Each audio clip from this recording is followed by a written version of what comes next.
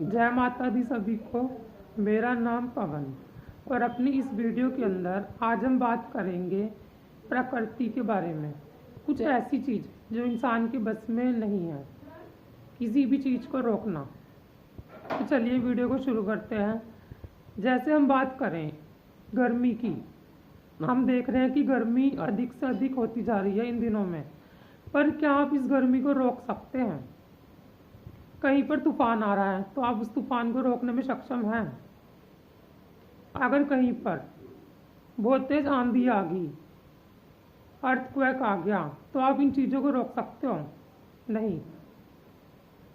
किसी घर के अंदर एक बच्चा पैदा हो रहा है, वह तो बिल्कुल स्वस्थ पैदा हो रहा है, और एक दूसरा घर देखा जा रहा है जिसके अंदर बच्चा पैदा हुआ है पर वो विकलांग पैदा हो गया, पैरों में फर्क आ गया या कोई भी शारीरिक अक्षमता उसके अंदर आ गई। तो क्या हम सब इन चीज़ों को रोकने में सक्षम हैं? बिल्कुल भी नहीं। अगर हम देखते हैं कहीं पर कोई एक्सीडेंट हो गया तो हम उसको भी नहीं रोक सकते।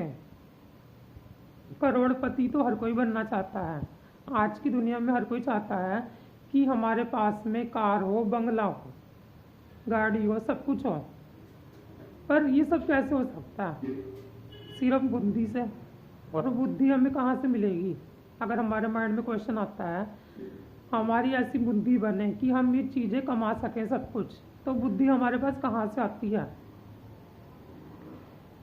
अगर डॉक्टर ही नहीं होगा तो इलाज करेगा कौन?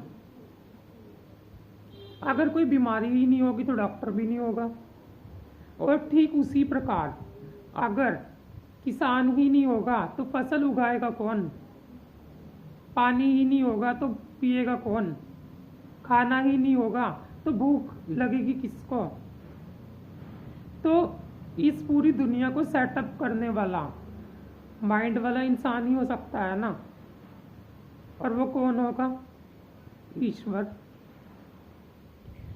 ठीक उसी प्रकार अगर हम देखते हैं कि जैसे किसी ने कोई काम करा नया और उसका काम नहीं चला, और दूसरा इंसान है उसका चल रहा है अच्छे से। हम देख रहे हैं कि एक इंसान एसी में बैठकर मज़े ले रहा है हवा के, ठंडी हवा उसको मिल रही है, और एक इंसान बेचारा धूप में इतनी कड़ी मेहनत कर रहा है और 2 वक्त की रोटी भी वो बहुत मुश्किल से कमा रहा है।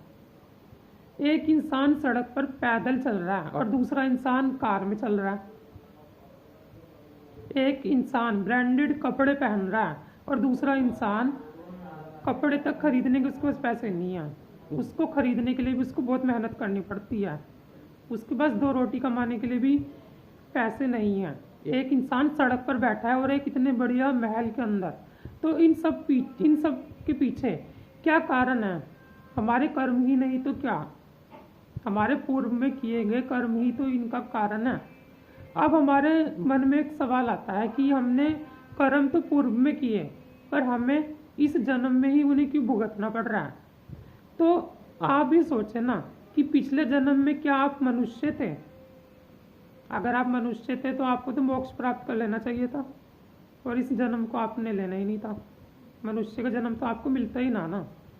तो क्या पता आपने पिछले जन्म में कितने बुरे कार्य करे होंगे जिसका आपको नतीजा इस जन्म में भुगतना पड़ रहा है।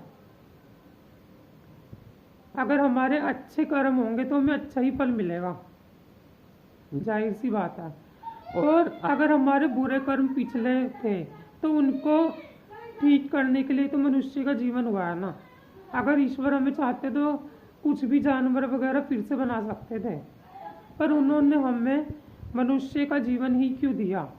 ताकि हम इस जीवन रूपी सागर से खुद को पार लगा सकें और उस परमात्मा में हम लीन हो सकें। तो हमें इस तरह से समझना चाहिए, जो भी हमारे लिए परिस्थिति है हमें उसका दोषी परमात्मा को नहीं ठहराना चाहिए। हमारे